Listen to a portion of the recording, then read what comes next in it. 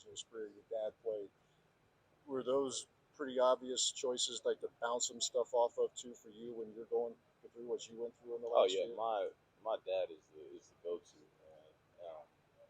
I talk to my dad just about anything, and he helped me through this time, giving me tips and advice on because he has a vast network of people he knows and connects with. So as soon as he found out, he started reaching out to all types of people like, hey, what should we do for this? What should we do for that? And he was just passing all that information along to me, just to speed up my recovery.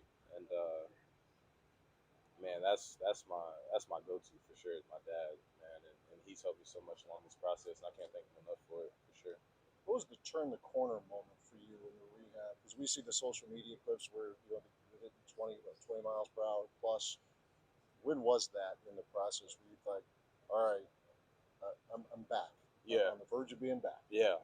I would say at about 6 months, because I tested just about like we have performance testing downstairs, just trying to see where your knees at compared to the other one, just your strength and all that stuff. And I would say at 6 months is the test where like you can start running and doing all that stuff. And obviously, it didn't feel 100%.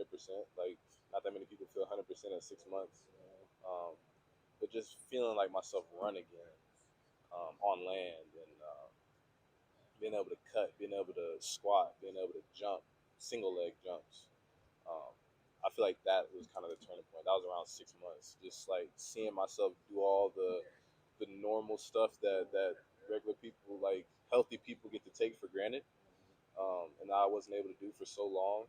Seeing myself be able to do that again, I would say that was definitely a turning point. And like, man, I'm really close to being able to be back with the guys. So, So should I assume the day you take off the yellow jersey, you'll be the happiest dude on oh, campus? 100%, 100%, yes sir. That's for sure. Let's say with apologies if you've been asked this, but what have you been with this? You've been with Jimmy since you've been here Mhm. with the defense that he's implemented. Now you're seeing this new look defense. What, but also more particular for the position group, you've had him as a coach, Jimmy as a coach for so long, and now Colin. What are some of the similarities and the differences between the two in their coaching styles? Yeah, I would say Coach Leonard is a little bit more soft spoken. Um, Coach Hitchler likes to get more rowdy with us, and it's cool, man. Like we're embracing it all, and obviously, like we love Jimmy, we love Coach Leonard, man, and seeing him go was hard for everybody. Both sides of the ball, all position groups. Um, but obviously, this is just the reality of the situation. So you either choose to dwell on or you could choose to move on. And I feel like the room has done a good job of moving on and just accepting the fact that, you know, Coach Hitch is our coach. And regardless of how he does it, like learning from him is how we're going to win games. So, but no, we've been adjusting well, we've been adapting well to it, and Coach Hitch is a great coach too. So we're still gonna get done. We got to get done, and we're still gonna win games for sure. With you two, just I guess maybe the technical side of things now within this defense. Just what were you asked within Jimmy's scheme, but now what are you doing different? And what are you being asked of within this defensive scheme now? Yeah, I would say it's. I don't know how much of y'all how when y'all were here when y'all showed up, but I've kind of been saying it's like a common thing. It's just like football is football, man.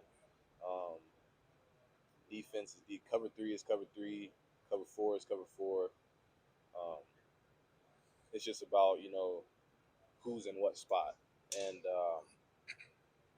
I think in turn when you think of it like that, it's really not all that different, man. It's safety in cover three might be in the weak hook spot, he might be in the strong hook spot, and at the end of the day, if you know where your help is and you know where you have to win, then football is just football at the end of the day.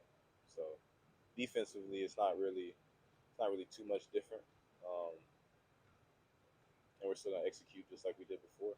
So that is what it is. Do you feel comfortable enough? Because they use Hunter sometimes plays deep, sometimes puts down his rooms. Right. Do you feel capable of doing both those, especially once you're back to 100%?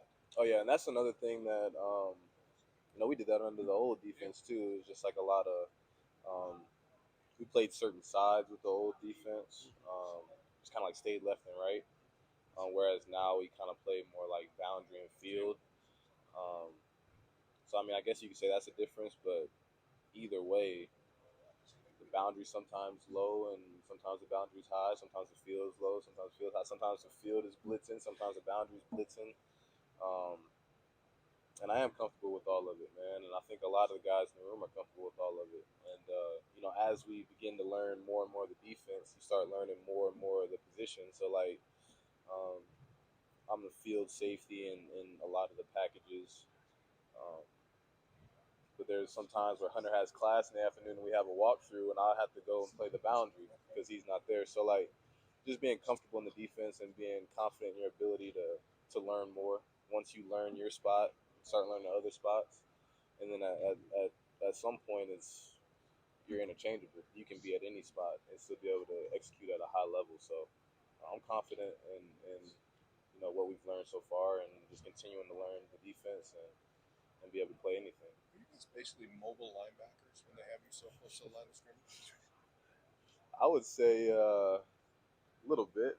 I mean, Because both you and Hunter are physical, oh yeah, but you can move better than the linebackers guys. yeah. I mean, I guess you can kind of look at it as a hybrid spot. Yeah. That's just kind of what safety is overall, though. In football, it's become like you want guys that are able to fit the box, but then you also want guys that are able to cover receivers, cover tight ends, play the post, and all that stuff. Play zone drops just like linebackers do. But that's just the reality of being a safety, man. So I think Hunter does a great job of it. Moy does a great job of it. Really, all the safeties have collectively have done a great job of it, and that's something that we did under the old staff, under the old defense, and something that we do now. But like I said, that's just kind of like the reality of being a safety, man. When I was talking also, Ron, he kind of mentioned that Hitchler wants you guys to know, maybe not the whole thing about what a defense lineman has to do or a linebacker. He wants you guys to know what their assignment is essentially. Right. Is there an example of where he quizzes you in a meeting or something like that, where he kind of asks you guys what corner has to do or Yeah, we had. There was one meeting where we didn't have much to install. Uh, we had kind of already did all our install for the day. We were just kind of getting ready for the next practice, and we basically took the whole meeting.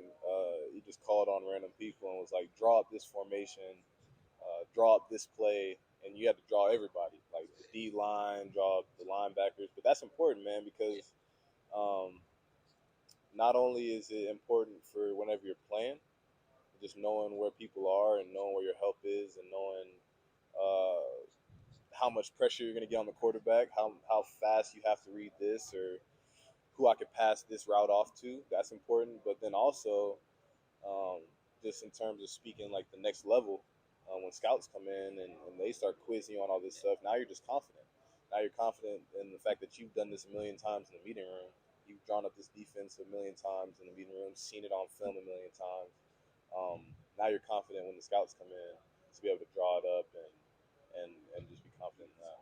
during your time here, there's been a number of really good safeties here, whether it's Torch or EB, going way back. Just would you agree that you guys shouldn't have a problem replacing Torchin's production that he had last year, whether it's Hunter, yourself, or Kamoy?